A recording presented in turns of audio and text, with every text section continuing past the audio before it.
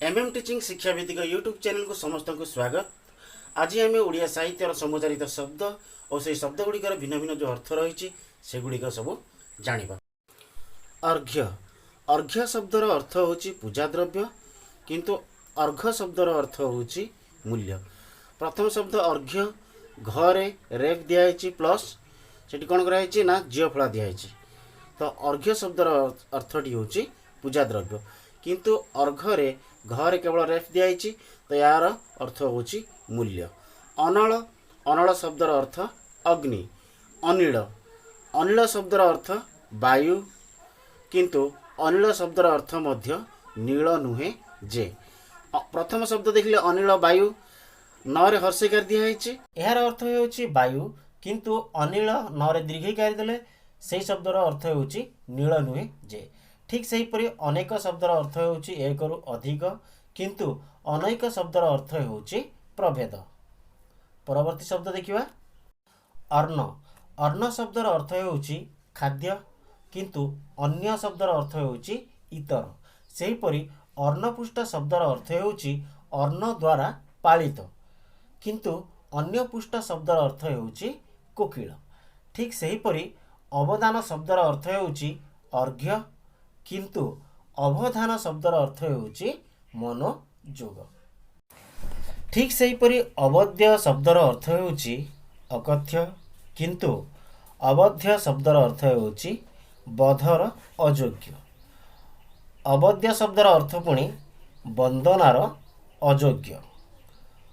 अवहित शब्दर अर्थ होची मनोयोग सहित। अभिहित शब्दर अर्थ अनुचित और अभिहित शब्दर अर्थ होची कथित। देखिए परवर्ती शब्द अलिक। अलिक शब्दर अर्थ होची ललाट। अलिक शब्दर अर्थ होची मिथ्या। एठी देख पार्थक्य कौन। अलिक प्रथम शब्द रे अलिक जो लिखाई से हर्षैकार अच्छी तार अर्थ है ललाट, किंतु द्वितीय शब्द अलिक जो लिखाई फल दीर्घिकार दि जाए यार अर्थ होची मिथ्या। सेहीपरि अश्म शब्दर अर्थ होची पथर। अश्व शब्दर अर्थ होची घोड़ा। सेहीपरि असन शब्दर अर्थ होची क्षपण। आउ असन शब्दर अर्थ मध्य भोजन। असन शब्द प्रथम जो दंत्यस्य व्यवहार करा जायछि तार अर्थ होची क्षपण, किंतु द्वितीय शब्द रे जेतेबेले तालव्यस्य व्यवहार करा जायछि तार अर्थ होची भोजन। देखिबा परवर्ती शब्द सेहीपरि असित शब्दर अर्थ है कृष्ण, किंतु असित शब्दर अर्थ मध्य भकित। प्रथम शब्द रे देखिले दंत्यस्य हर्षिकार दिखाई तार अर्थ है कृष्ण, किंतु द्वितीय शब्द तालव्य रे हर्षिकार दिखाई असित यार अर्थ होची भकित, किंतु असित तालव्य रे जदि दीर्घिकार दिया जाए ताहेले तार अर्थ होची जहा शीत नुहे। सेहीपरि अंश शब्दर अर्थ होची स्कंद। अंश शब्दर अर्थ मध्य भाग। केवल दंत्यस और तालव्यस्यर पार्थक्य। असी असी अर्थ खड्ग बा खंडा एवं असी अर्थ मध्य संख्या विशेष। सेहीपरि आप्त शब्दर अर्थटी है गृहीत बा प्राप्त। आर्त शब्दर अर्थ है पीड़ित। ठीक सेहीपरि आवृत शब्दर अर्थ होची आच्छादित। आवृत शब्दर अर्थ मध्य पठित। दुईटी शब्द देखिबाकू एका भली, किंतु वाक्य अनुसार यार अर्थ भिन्न अटे। सेहीपरि आभास शब्दर अर्थ होची सूचना, किंतु आभास शब्दर अर्थ भाषण। प्रथम आभास दंत्यस तार अर्थ होची सूचना। द्वितीय आभास मूर्धन्यस्य यार अर्थ होची भाषण। परवर्ती शब्द देखिबा आयत शब्दर अर्थ होची समकोणी समांतराल क्षेत्र, जहाँ आमे कि मैथ रे पढ़ुचे। किंतु आयत जेतेबेले द्वितीयत व्यवहार करा जाए सेतेबेले सेही शब्दर अर्थटी हो जाउची अधीन। सेहीपरि आहुति शब्दर अर्थ होची मंत्रादि पाठपूर्वक यज्ञ रे घृत निक्षेप, किंतु आहुति शब्दर अर्थ मध्य आह्वान करिबा। देखिबा इति इति शब्दर अर्थ हेउची शेष किंतु इति दीर्घ ही जेतବେଳେ व्यवहार करा जाए सेतेବେଳେ तार से शब्दर अर्थ हो जाए अतिवृष्टि बा अनावृष्टि आदि भय। सेहीपरि ईश ईश शब्द जो दीर्घ ही आउ तालबस्य व्यवहार करा जाय थाए सेही शब्दर अर्थ हेउची स्वामी प्रभु बा ईश्वर किंतु दीर्घ ही आउ मूर्धन्य व्यवहार करा जाए ताहा लंगलर दंड। सेहीपरि उपादान शब्दर अर्थ हेउची उपकरण उपादान शब्दर अर्थ उपकरण किंतु उपाधान शब्दर अर्थ हेउची तकिया। सेहीपरि उपासित शब्दर अर्थ हेउची उपासना प्राप्त किंतु उपोषित शब्दर अर्थ हेउची उपवास करिबा। सेहीपरि रत शब्दर अर्थ हेउची पीड़ित किंतु ऋत शब्दर अर्थ हेउची ध्वनि। ओदन ओदन शब्दर अर्थ हेउची भात किंतु रोदन शब्दर अर्थ हेउची क्रंदन। कमल शब्दर अर्थ हेउची पद्म किंतु कोमल शब्दर अर्थ हेउची नरम।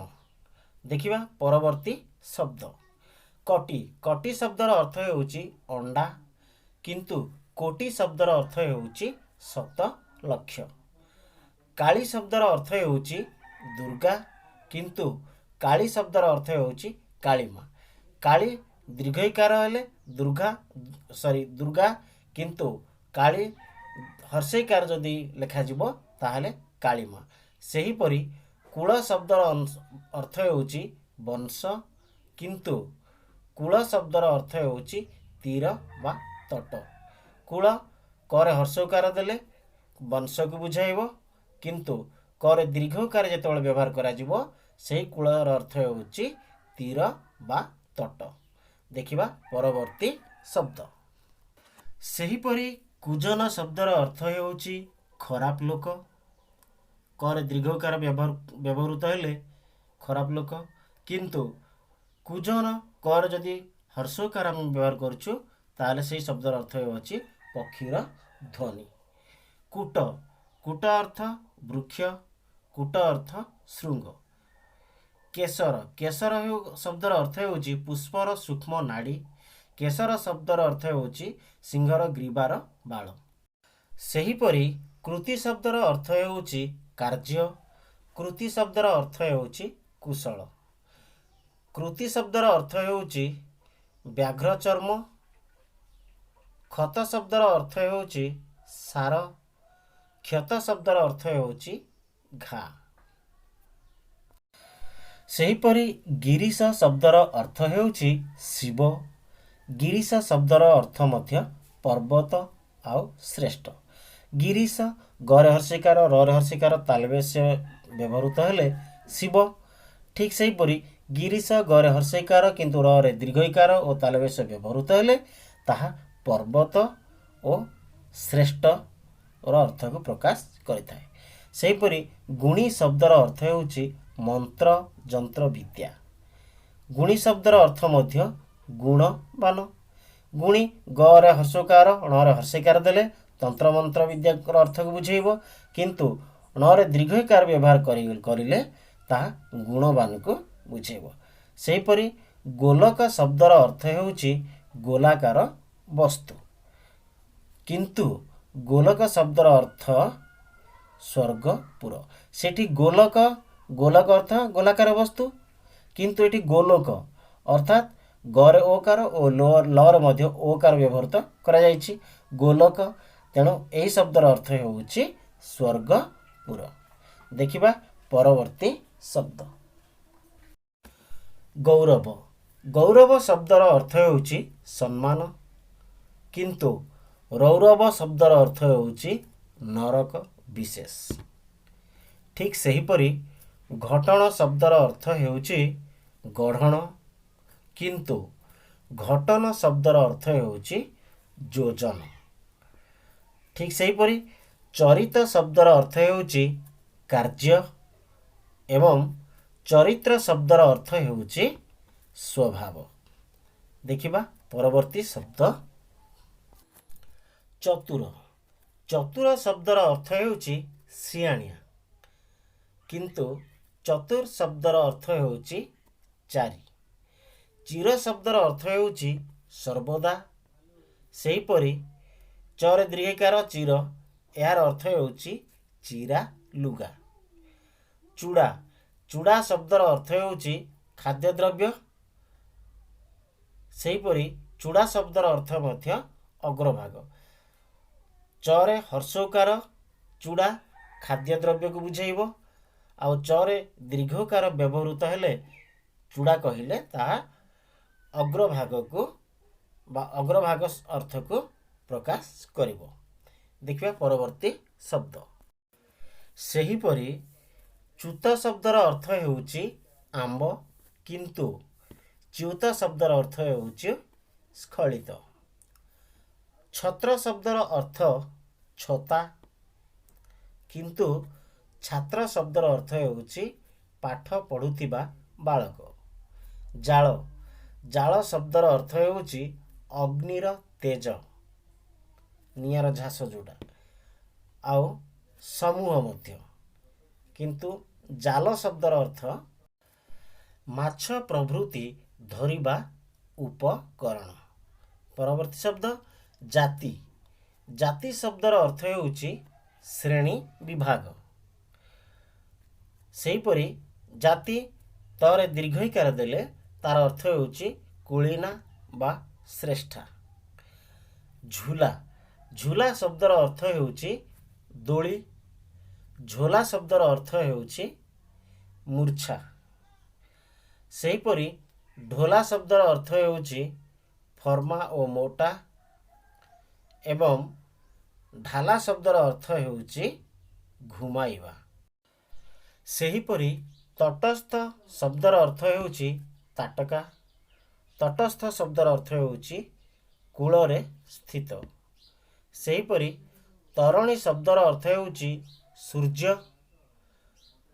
ତରଣୀ ଶବ୍ଦର ଅର୍ଥ ମଧ୍ୟ ନୌକା। ତରଣୀ ଣରେ ହର୍ଷଇକାର ଦେଲେ ସୂର୍ଯ୍ୟଙ୍କୁ ବୁଝାଇବ, କିନ୍ତୁ ଣରେ ଦୀର୍ଘଇକାର ବ୍ୟବହାର କଲେ ତାହା ନୌକାକୁ ବୁଝାଇବ। ସେହିପରି ଦାରା, ଦାରା ଶବ୍ଦର ଅର୍ଥ ହେଉଛି ସ୍ତ୍ରୀ, କିନ୍ତୁ ଦ୍ୱାର ଶବ୍ଦର ଅର୍ଥ ହେଉଛି ପ୍ରବେଶ ପଥ। ସେହିପରି ଦିନ ଶବ୍ଦର ଅର୍ଥ ହେଉଛି ଦିବସ, ଆଉ ଦିନ ଶବ୍ଦର ଅର୍ଥ ହେଉଛି ଦରିଦ୍ର।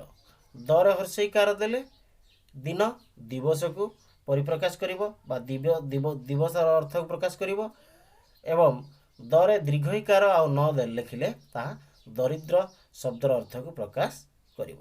ଦେଖିବା ପରବର୍ତ୍ତୀ ଶବ୍ଦ ଦୀପ। ଦୀପର ଅର୍ଥ ହେଉଛି ପ୍ରଦୀପ।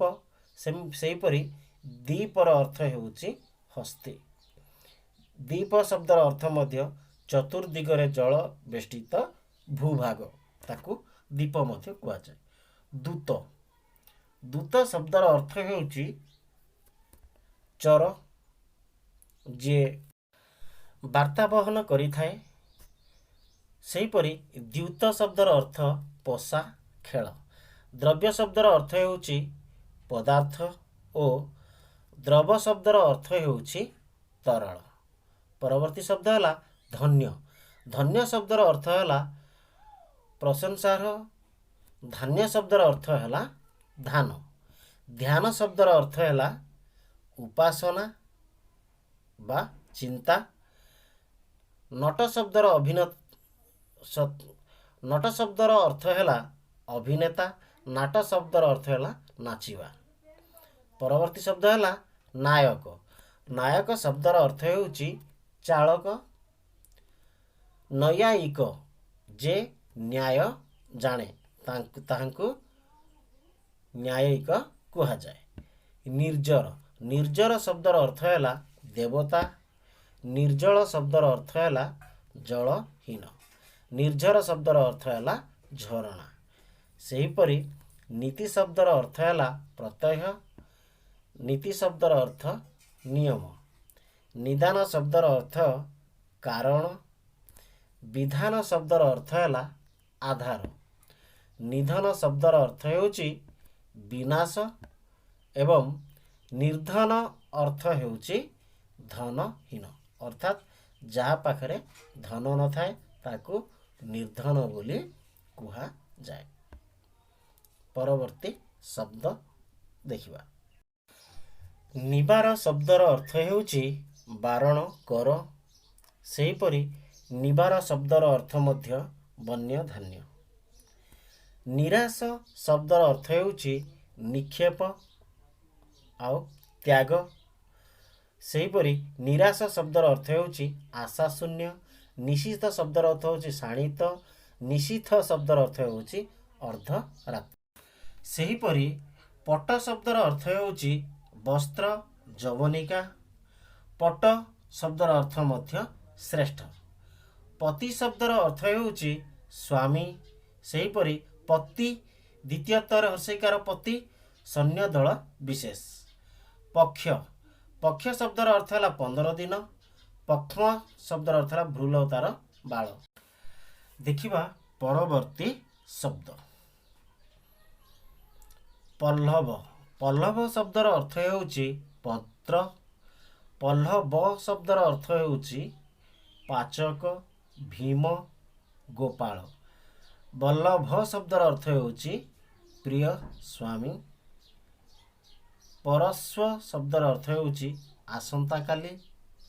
ପରସ୍ ଶବ୍ଦର ଅର୍ଥ ହେଉଛି ପରର ଦ୍ରବ୍ୟ। ସେହିପରି ପରୀକ୍ଷା ଶବ୍ଦର ଅର୍ଥ ହେଲା ପରୀକ୍ଷା। ପରୀକ୍ଷା ଶବ୍ଦର ଅର୍ଥ ମଧ୍ୟ ଉତ୍ତମ ରୂପେ ଦେଖିବା।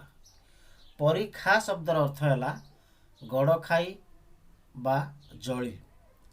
ପରିଚ୍ଛେଦ, ପରିଚ୍ଛେଦ ଶବ୍ଦର ଅର୍ଥ ହେଉଛି ପୋଷାକ। ସେହିପରି ପରିଚ୍ଛେଦ ଶବ୍ଦର ଅର୍ଥ ମଧ୍ୟ ଗ୍ରନ୍ଥର ଭାଗ ବା ଅଧ୍ୟାୟ। ଶବ୍ଦ ସମାନ କିନ୍ତୁ ବାକ୍ୟ ଅନୁସାରେ ସେଗୁଡ଼ିକର ଅର୍ଥ ଅଲଗା ଅଲଗା ହୋଇଥାଏ। ଦେଖିବା ପରବର୍ତ୍ତୀ ଶବ୍ଦ। ପାବନୀ, ପାବନୀ ଶବ୍ଦର ଅର୍ଥ ହେଉଛି ହନୁମାନ, ଭୀମ। ସେହିପରି ପାବନୀ ଶବ୍ଦର ଅର୍ଥ ହେଉଛି ପବିତ୍ରକାରିଣୀ, ଶୋଧନକାରିଣୀ। ପିତ୍ତ, ପିତ୍ତ ଶବ୍ଦର ଅର୍ଥ ହେଲା ଶରୀରସ୍ଥ ଧାତୁ। ପିତ୍ତ ଶବ୍ଦର ଅର୍ଥ ମଧ୍ୟ ହଳଦିଆ।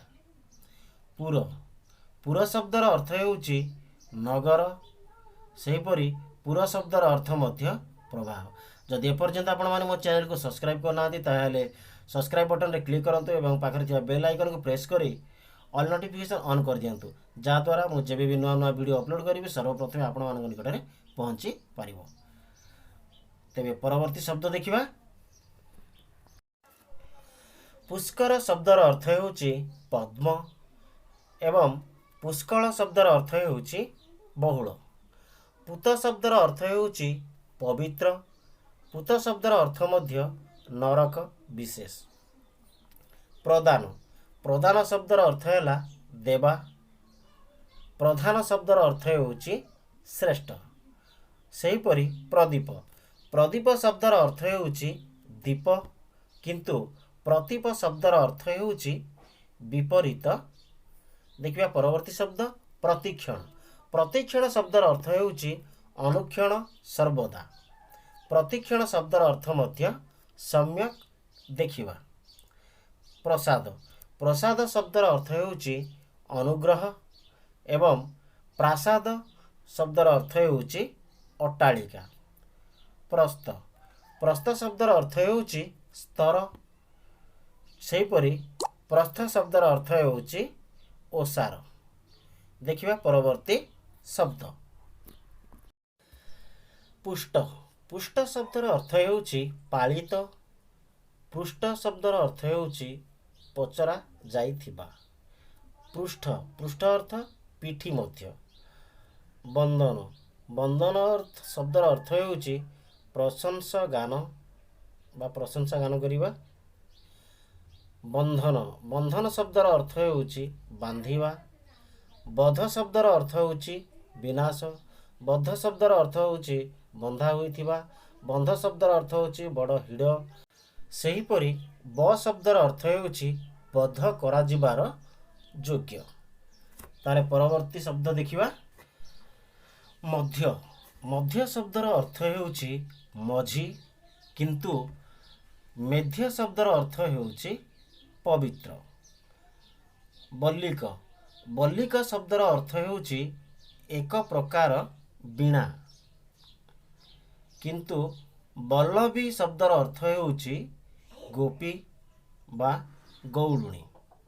बल्लभी शब्दर अर्थ हेउछि प्रिया। सेहीपरि बसन शब्दर अर्थ हेउछि वस्त्र, आउ व्यसन शब्दर अर्थ हेउछि मृग आदि कामज दोष विशेष। सेहीपरि बाद्य शब्दर अर्थ हेउछि बजाइबा यंत्र। बाध्य शब्दर अर्थ हेउछि बशीभूत। बालिश शब्दर अर्थ हेउछि मुख। बालिश शब्दर अर्थ मध्य नारी रत्न, नारी श्रेष्ठ। दिशद शब्दर अर्थ होछि स्पष्ट। विशद अर्थ जे विष दिए। सेहीपरि परवर्ती शब्द हला सेहीपरि विष शब्दर अर्थ हेउछि गरल, किंतु विष शब्दर अर्थ मध्य मृणाल। विदुर महाभारत वर्णित व्यक्ति। महाभारत को प्रत्येक दृश्य को जे व्याख्या करुथिले से होचंती विदुर, किंतु विदुर शब्दर अर्थ मध्य दूरदरी। विधुर शब्दर अर्थ हेउछि कातर, किंतु विदुर शब्दर अर्थ बिक्री। विस्तृत शब्दर अर्थ हेउछि भूली जाइथिबा। ठीक सेहीपरि विस्तृत शब्दर अर्थ हेउछि विख्यात। वृत्ति शब्दर अर्थ हेउछि जीविका, किंतु वृत्ति शब्दर अर्थ मध्य वर्ण।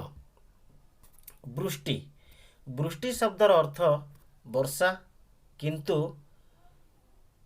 वृष्टि शब्दर अर्थ हेउछि जादव। देखिबा परवर्ती शब्द।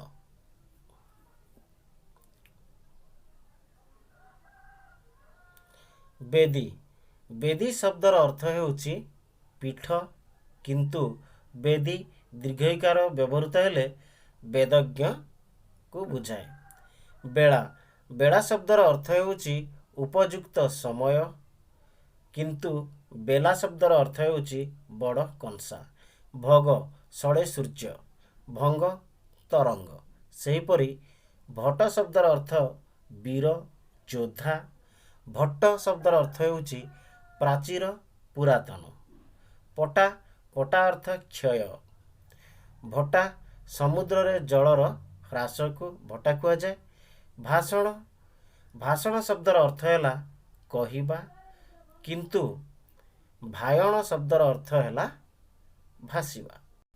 ठीक सेहीपरि भीति शब्दर अर्थ हैला कांथ।